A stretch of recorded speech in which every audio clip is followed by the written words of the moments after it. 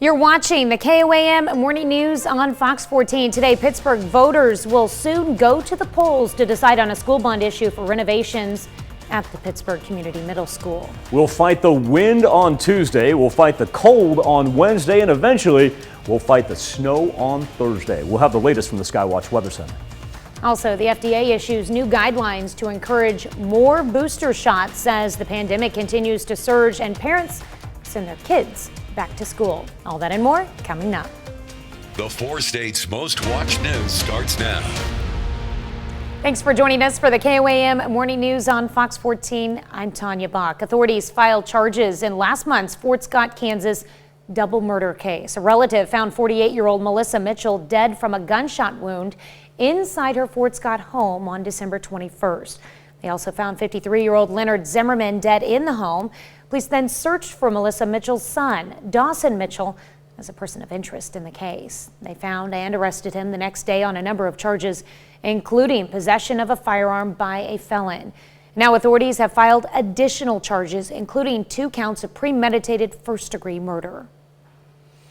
The Joplin City Council approves an ordinance to require a permit to offer short-term rentals like Airbnb. Ordinance requires anyone looking to operate a short-term rental to get a short-term business license through the city. Officials say there are an estimated 70 to 100 short-term rentals currently offered in Joplin, and the city has received complaints about several of them. In some of the initial cases we had this year that did make it to council that were a little contentious, there were some comments on both sides, both for and against short-term rentals, for us maybe look at our code and rework some things. And we heard that feedback, and so it's also one of the things that made us decide to go this route in regulating them. Council also approved on first reading a rezoning request to turn the old KODE building into a storage facility. And they approved on first reading a change to extend alcohol sales from 6 a.m. to 1:30 a.m. on Sundays, matching the rest of the week and state norm.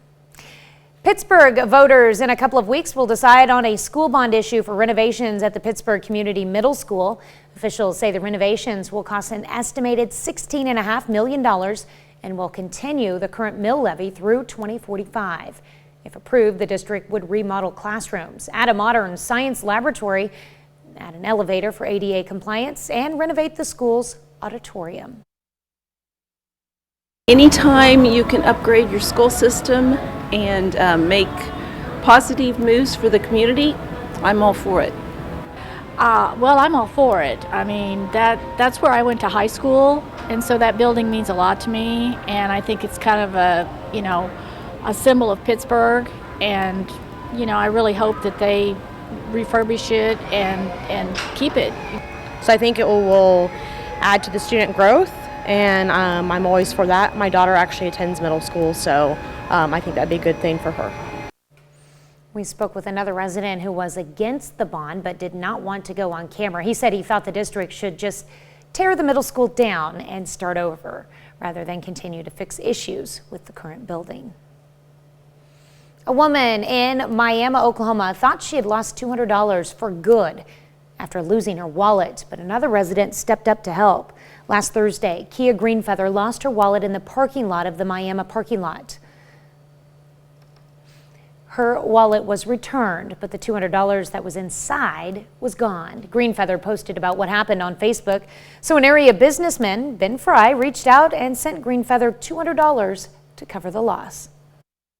I made another post to update everybody that it was found, but sadly the money was missing, and everybody was upset, of course. Everybody dreads the first of the month. I just felt like I wanted to make her year better, because that's just like a horrible way to start the year, so it could be a good pick-me-up, just trying to help somebody out. Greenfeather says everything else in her wallet was still there when it was returned. Well, someone still has the chance to become the first Powerball jackpot winner of 2022. The lottery's jackpot has jumped to $575 million after no one won in Saturday night's or Monday's drawing. Now, if someone wins, they will be able to choose a lump sum cash out, $409 million, or choose to receive the entire $575 million in 30 payments made over 29 years. No one has won the jackpot in almost 3 months. Powerball does admit the overall odds of winning the top prize are $1 and $292 million. Stopped to get some gas yesterday, and everybody in front of me, like that's what everybody was doing at the gas station yesterday. And that was for yesterday's drawing, so. Yeah. Oh, yeah, right.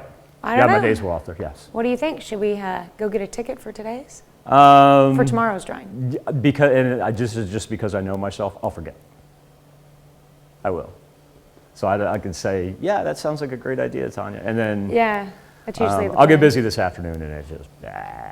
Well, if you pick one up, get one for me. I will do that. I will do it. The more the merrier, right? Live look outside of Television City. Gorgeous start, and actually much better temperature-wise than what we had yesterday.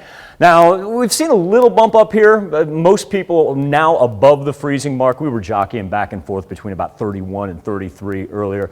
Still waiting on Monette and Cassville to get there, but it won't take long because the south wind is going to help us out. It is coming in, barreling in, if you will, from the south. How about 25 miles per hour in Independence? Almost 20 both in Chanute and in Joplin. Nevada sitting up there 17 miles per hour. So we still do have a wind chill in effect, but remember yesterday we had single digits up to the north, so at least we're hanging on to the 20s here at 7:06. Skywatch Storm Tracker, if you are on the road today, you are in luck. Even the parts that I see the cloud cover right here, no precipitation involved with it. What we are looking at is the low pressure system. There, right here, you can see the dark blob. That's the big low pressure system, because what it's going to do is it's going to usher all this rain right down through us here for Thursday morning. Now, before we get there, our temperatures today with a whole bunch of sunshine comboed with the south wind going to lift up into the high 40s. Now, eventually that wind's going to shift. Overnight, it'll work in from the north, and what that will do is make for a much cooler Wednesday morning. We'll drop back down below the freezing mark there on Wednesday. Also pick up some cloud cover as well. We stay dry on Wednesday, however, and then for Thursday morning, that's what we're eyeballing right there. It's the timing of it that is just a little bit dangerous here, because it's going to work in overnight, early Thursday morning, pre-sunrise. So we're going to develop those slick spots. It's time to get into defensive driving mode, winter driving mode, if you will. Our accumulation numbers could see anywhere from half an inch to an inch, and that's not too impressive. It's just the fact that we've been spoiled for so long, really haven't had any hazardous driving to worry about. Should be done with it by about the noon hour, but look at how cold Thursday remains. However, snow's not going to stick around that long, because the 7-day forecast lifts us back up into the 40s on Friday and close to 60 by the time we get to Saturday. Tanya? All right, up next, as COVID cases continue to surge across the country, the FDA continues to encourage booster shots for all eligible ages. And later, protesting beekeepers bring awareness to declining bee populations, why it means more than just honey production. You're watching the KOAM Morning News on Fox 14. Millions of children will soon be eligible for a COVID-19 booster shot. It comes as cases and hospitalizations are skyrocketing around the country. The latest numbers from Johns Hopkins shows that the U.S. reported more than 1 million cases yesterday for the first time ever. More than 1,600 Americans died yesterday. CBS's Laura Podesta is on Capitol Hill with the details.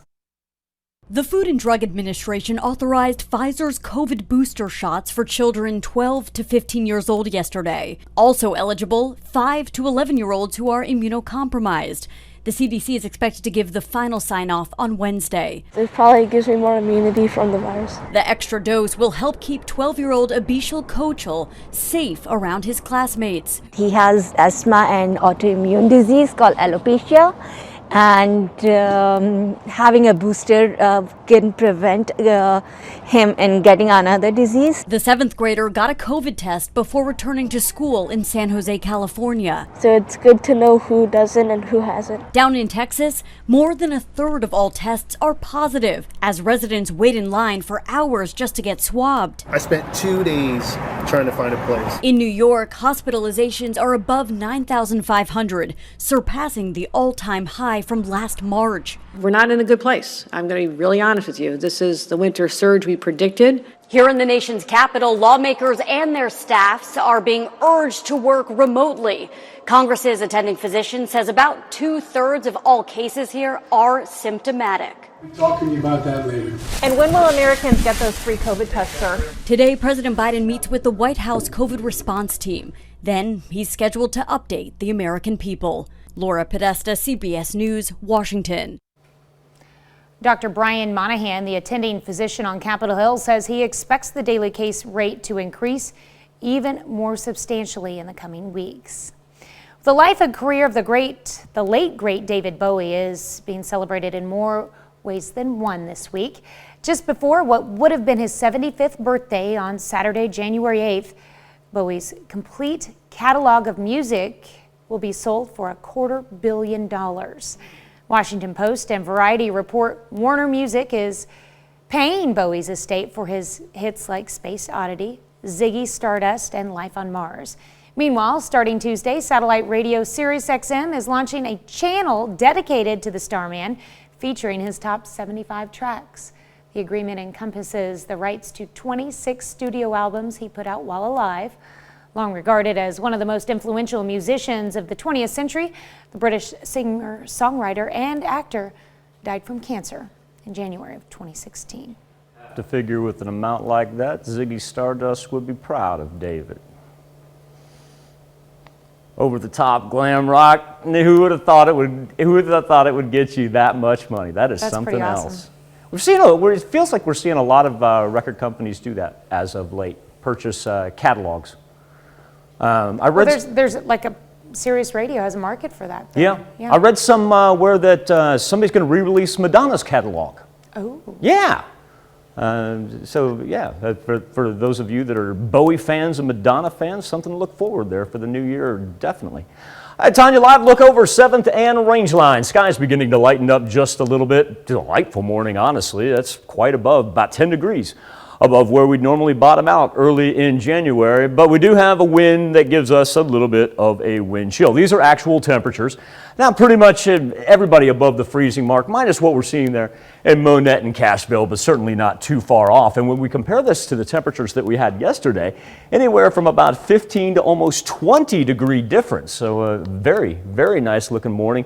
We're starting to see just a little cloud cover emerge there on the far northwest, but at the same point in time, there's no precipitation involved. We've got a very dry air mass hanging over us, so we don't need to worry about anything falling out of that. Now, Thursday morning, that tune is going to change because here's our low pressure system. And you want to talk about moving quickly. This is a 6-hour loop, and the fact that the leading edge of this is able to work its way through about 3 different states in the span of just 6 hours gives you an idea that after this thing ejects out of the eastern portion of the Rockies, it's not going to slow down. That is for sure. Now, in the meantime, we get up into the high 40s today. That's thanks in part to a good south wind and plenty of sunshine. But look at these wind gusts, up to 40 miles per hour. So combo that with the low humidity, and that's why we've got the elevated fire risk for today. And then just in time for Wednesday, this is really going to put a chill in the air because it's going to sweep in from the north. And so what that will do is after a pretty nice afternoon, albeit a windy one, we're going to drop below the freezing mark once again for Wednesday morning. But Wednesday, still dry. This is where the tune changes. Late Wednesday night into early Thursday morning, mainly early Thursday morning. We see the snow begin to emerge. That's that low pressure system working off the Pacific right now as we speak. And after it sweeps through us, it keeps going. But our timing is going to be pre-sunrise. That's what I want to reiterate all morning long, that we need to be on our toes and ready for this by the time we wake up on Thursday morning. After that, temperatures up into the 40s on Friday, and then bye-bye snow. We're going to get to the 60s there on Saturday. We'll be back with more KOAM Morning News on Fox 14 right after this. Indigo Sky.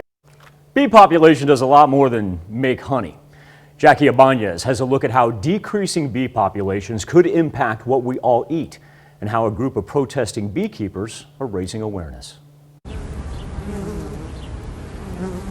Honeybees are responsible for pollinating 80% of flowering plants in the United States, including more than 100 of the fruits and vegetables we rely on. And all those pollinated crops come with a huge profit of roughly $18 billion. But those benefits are at risk.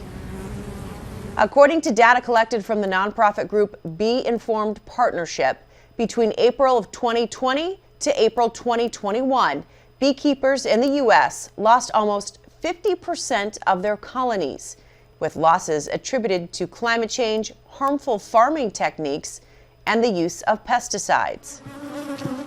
But bee colonies aren't just dwindling here in the States. Conditions in Chile are also creating quite the buzz. Bees are dying. Bees are important worldwide. As beekeepers placed dozens of hives containing thousands of bees in the streets outside a government building Monday, protesting the extreme drought plaguing their country, which they say is killing the plants bees need to survive. There would be no life if bees die. Law enforcement arrested at least 3 of the protesters as bees swarmed the streets. It's dangerous for the people who are allergic because they can cause death.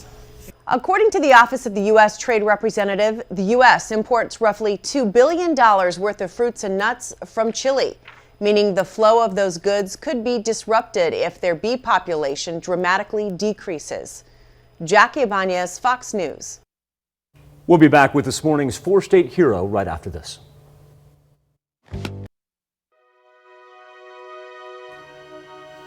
It's time to honor today's 4-state hero. Sergeant Roland Ludwig served in the U.S. Army. The Joplin native received the Purple Heart. We thank you, Sergeant Roland Ludwig, today's 4-state hero. We have a happy ending to a terrifying New Year's Day dog theft. A San Francisco woman is reunited with her French Bulldog puppy who was brazenly stolen last week while on a walk in the marina. Liz Kreutz has more on how the owner and her puppy were reunited. Welcome home, welcome home, welcome home. We missed you, baby girl. This is 9-month-old Rosie, back home now, tail wagging, overjoyed after reuniting this afternoon with her owner. Rosie was super excited and was attacking her with licks and just seemed really, really happy to have my mom there. It's a happy and very lucky ending to a terrifying incident more than 48 hours ago.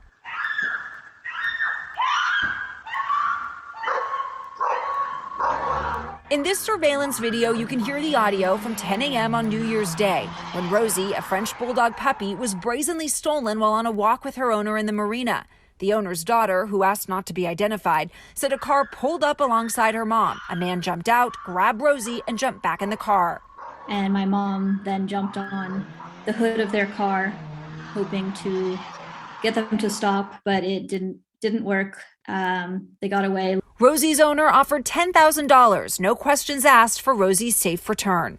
You know, these kinds of dogs, because of their size, their value, their demeanor, they're easily targeted. And that's the unfortunate part. French Bulldog thefts have become increasingly common, and Rosie's owner feared, like many stolen pups, they'd never find her. But this morning, they got a call from police. Someone said they had purchased Rosie in the Sacramento area and wanted to return her in exchange for the monetary reward.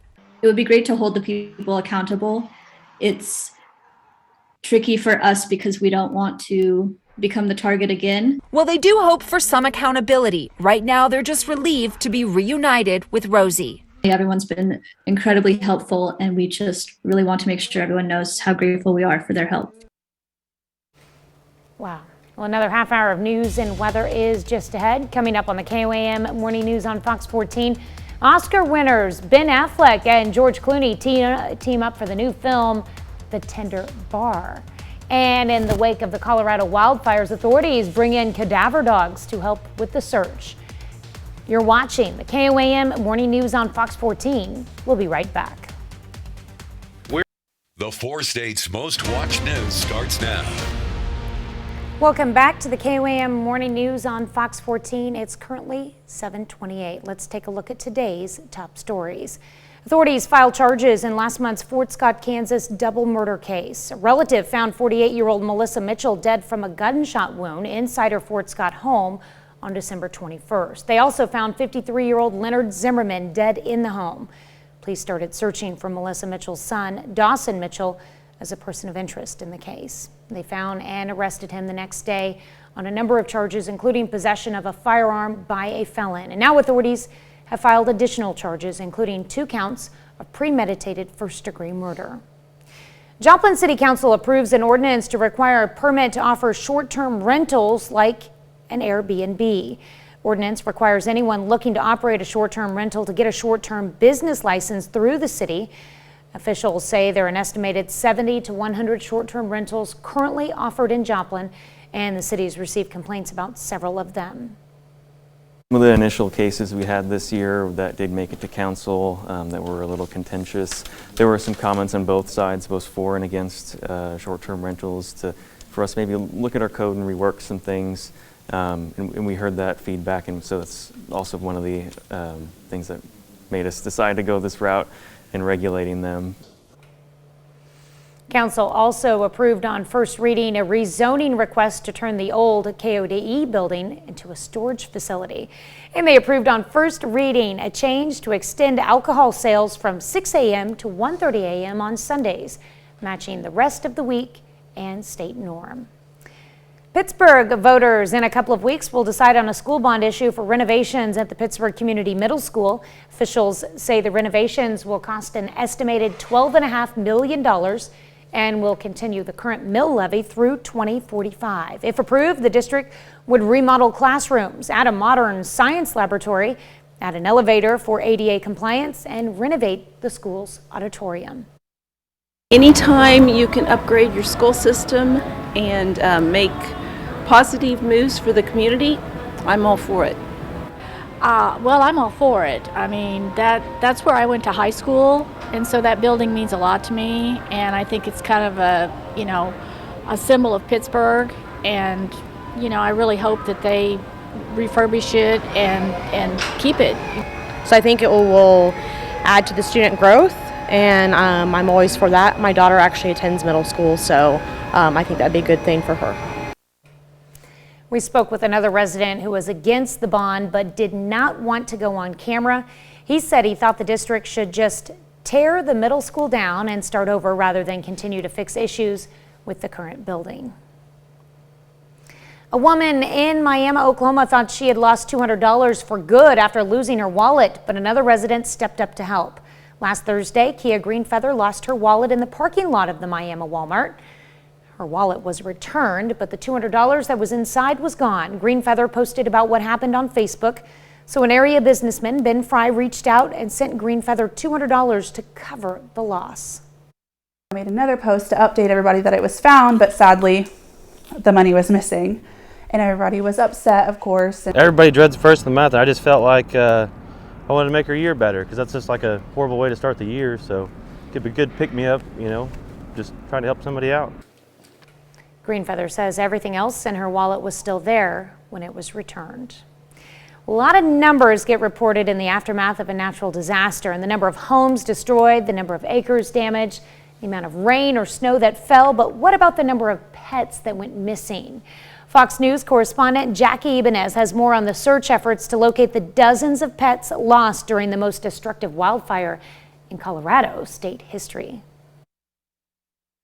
These are people's beloved family members, and they just need to be reunited with their families. For pet owners, their animals are more than just furry friends, they're family. But when natural disasters strike, those family members can wind up being lost or left behind in the chaos. I can't imagine the devastation of losing one's home, much less a member of one's family. That's exactly the case in Boulder County, Colorado, where at least 67 pets have been reported missing in the wake of the Marshall Fire.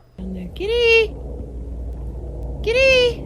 Volunteers spent the weekend combing through neighborhoods impacted by the blaze, searching for those missing animals. After the fire destroyed close to 1,000 homes as of Thursday. Toss them some treats, and then maybe they can come back to you. Tom Holmquist helped organize the mission. Was thinking what would happen if I wasn't home and my dog was home. Freaked me out a little bit, and I'm a dog lover, so decided to put this on Facebook on the the Boulder Fire Lost and Found Pets, and I don't know, kind of exploded. And for fellow animal lovers, lending a hand was a no-brainer. I saw that my animals were okay, and I thought, well, I owe it to them to go try to help somebody else, help another animal. But this weekend's blizzard dumped roughly 10 inches of snow across the disaster zone, complicating search efforts. Still, no one is giving up hope. Meanwhile, the Humane Society says if it's not safe for you, it's not safe for your pets. The organization recommends always having an emergency plan and kit prepared for your pets in case of a natural disaster. Jackie Ibanez, Fox News. Well, change up your vocabulary this year and start by avoiding these banished words.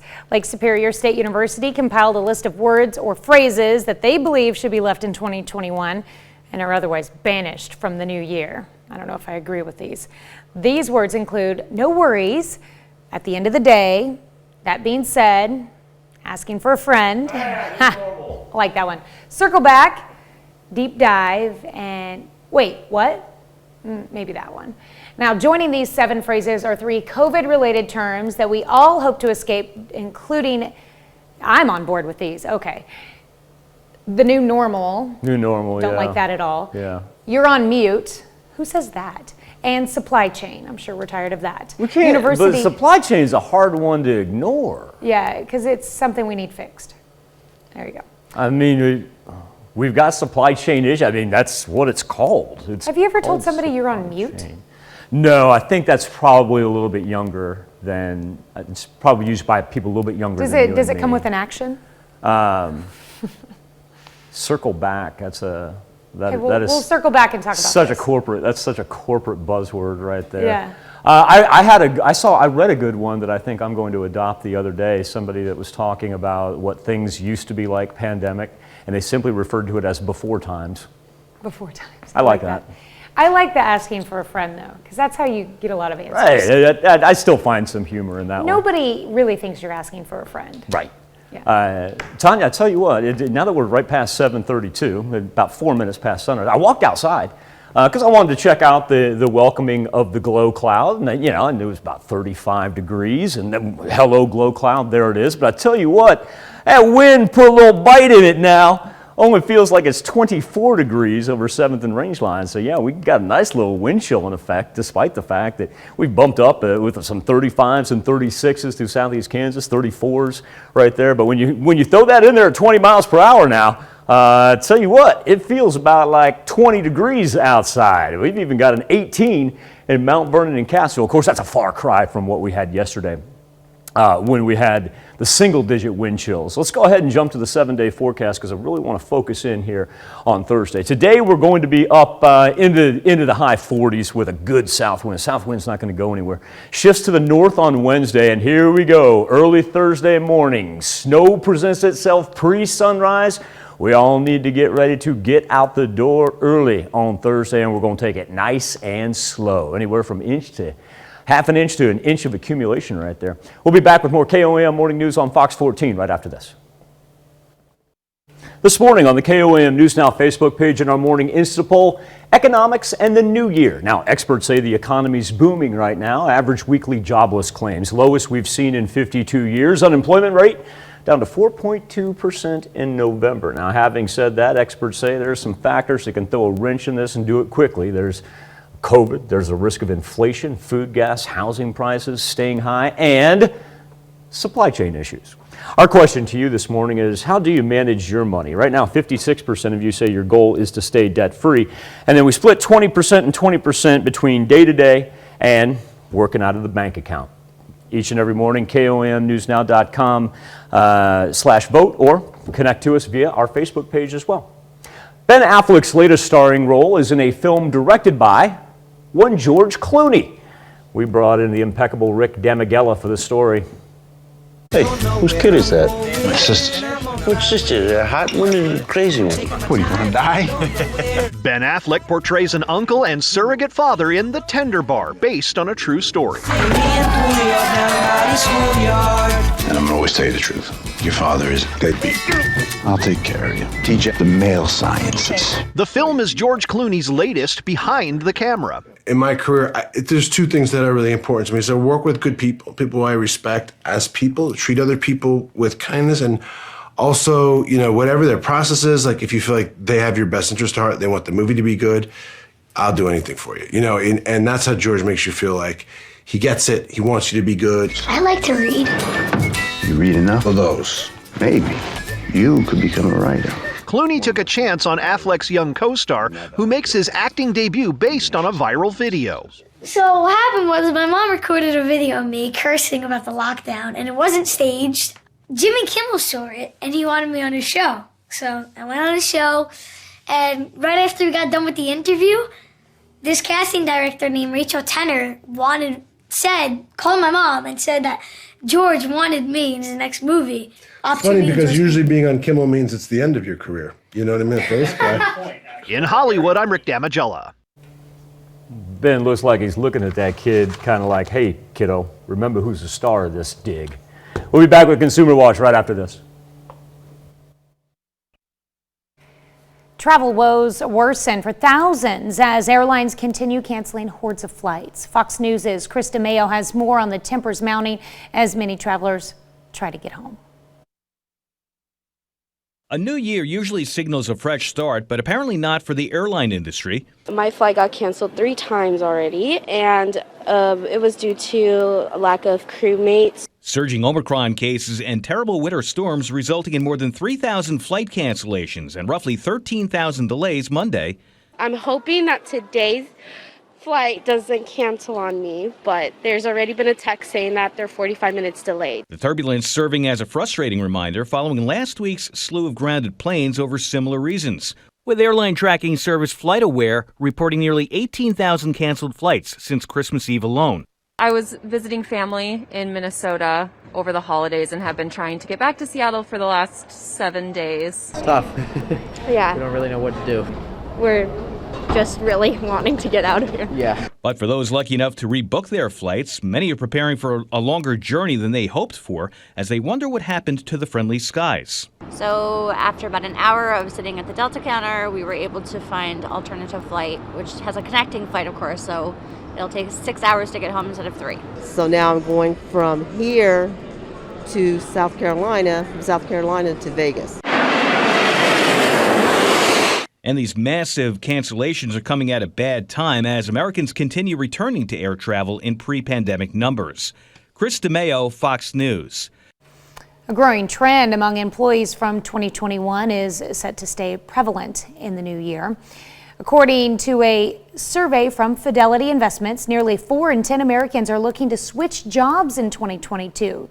Continuing the trend of the so-called Great Resignation. That number comes across all age categories, with 47% of 18 to 24-year-olds looking for a switch. Aside from financial incentives, the most popular reasons to move were based on an employee's personal values, including company culture and schedule flexibility.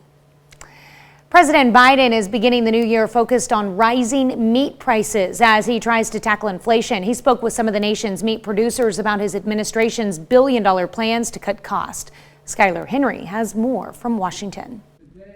President Joe Biden met virtually with farmers, ranchers, and independent processors after announcing new actions aimed at lowering the price of meat. We're going to ensure that you have the tools you need on a level playing field you deserve.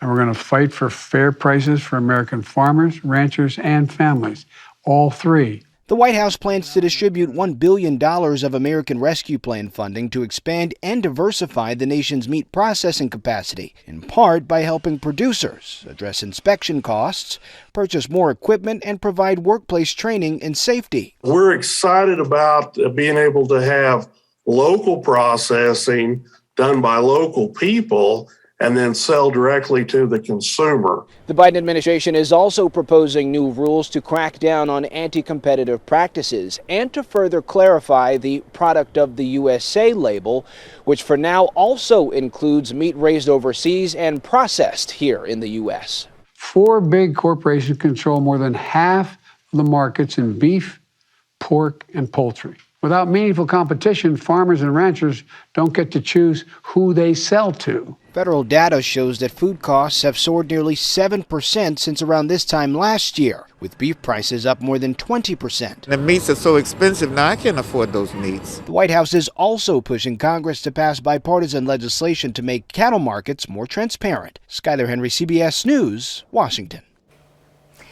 The U.S. Department of Agriculture Secretary Tom Vilsack says $375 million in grants to expand and modernize independent processing facilities will be available this spring and summer. We'll be right back with more after this, but first, let's take a look at the market prices before the opening bell.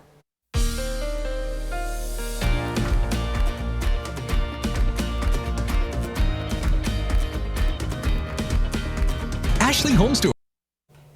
Right now, the search is on for 2 people missing after unprecedented wildfires torched through large parts of Colorado, leaving areas devastated.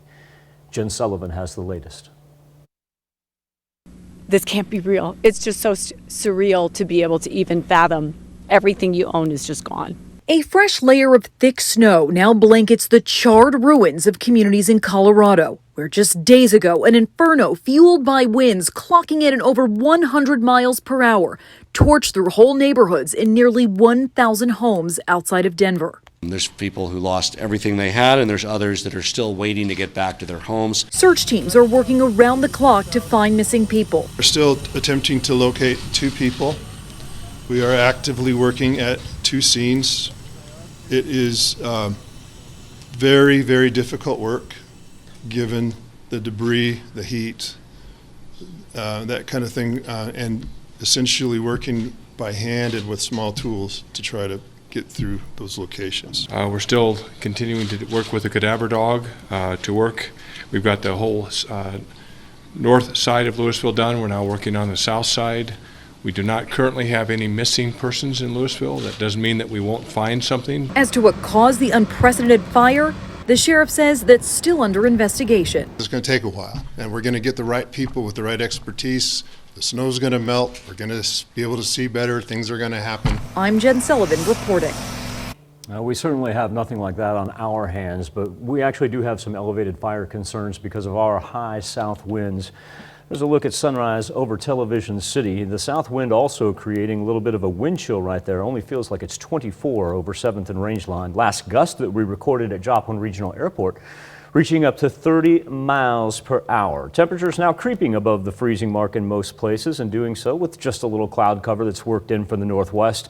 Staying on the dry side, however, no precipitation as we anticipate the low pressure system that is now making its way over the Rockies to be upon us by Thursday morning. That snow is not going to slow down. Now, before we get there, we'll make it up into the high 40s, though up a 50 every now and then. Key factor is tonight, the wind is going to shift, do a 180 on us and work in from the north. So we're back down below the freezing point for Wednesday. Now, Wednesday is going to stay dry as well. Thursday, not the case. Early Thursday morning, top left-hand corner of your screen, here comes the snow. It'll be on us for the early morning pre-sunrise hours. So in other words, if you've got to get out early, make it a little earlier than what you planned, and make sure that we're in defensive driving mode as well. Watch how this thing sweeps through us and then proceeds all the way to the East Coast. Almost does like a little horseshoe bow, and actually our accumulations of anywhere from ½ an inch to an inch, a far cry from what they'll get in the Tennessee River and Ohio River valleys by the time it's said and done. Shouldn't stick around too long though. 40 on Friday, close to 60 on Saturday. Be back with more KOAM Morning News on Fox 14 right after this. Welcome back to the KOAM Morning News on Fox 14. Here's what's happening today. The post-holiday COVID-19 surge is hitting the U.S. hard. CDC says the number of new cases has tripled in the last 2 weeks. Experts say that figure will likely grow as the Omicron variant spreads to new places and populations. Most of the country's school districts plan to continue with in-person classes, at least while they have enough teachers to do so. Former Theranos CEO Elizabeth Holmes was found guilty of federal fraud and conspiracy charges on Monday. Prosecutors said the 37-year-old knowingly deceived her blood testing company's investors before it went bankrupt. Each of the 4 convictions carries a maximum of 20 years in prison. Holmes was allowed to go home after the verdict to await sentencing. New York Attorney General Letitia James subpoenas Donald Trump Jr. and his sister Ivanka Trump. Her office is conducting a civil investigation into former President Donald Trump's business practices. The Trump children have refused to comply with the subpoenas, as has their father, but their brother Eric sat for questioning in October of 2020. Let's check in with Michael with a final look at your forecast. Up into the 40s later on today. Strong south wind. We'll gust up to 40 miles per hour. And then remember, wind shifts on us overnight, so Wednesday considerably cooler than what we'll have today. And then we get ready for early Thursday morning snow. Looking at anywhere from half to an inch of accumulation. Chilly on Thursday. Snow probably not going to stick around too long, though, as Friday up into the 40s, and Saturday we approach 60. Well, Michael, a watched pot never boils, which is extra frustrating when you're waiting to toss in some pasta. Step away from the stove so you can celebrate National Spaghetti Day today, January 4th. The Italian noodles are used in all sorts of dishes, which generally have more to do with which sauce is used than which pasta variety. So if you can't tell linguine from capellini, it's all good. We're not going to split angel hairs. Spaghetti is a favorite for its versatility and ease of cooking. You can also use it to feed plenty of people for pennies a plate. However you prepare it, I like to salt my water first, and when you eat it, don't slurp, because that's just gross. And good luck measuring it. Even when I use the measuring thing, Do you break yours in half or just put the whole thing in I the break it pot? in half. Thank you so much for letting us put the good in your morning. We'll be back with more news and weather at noon. Have a great morning and an even better day.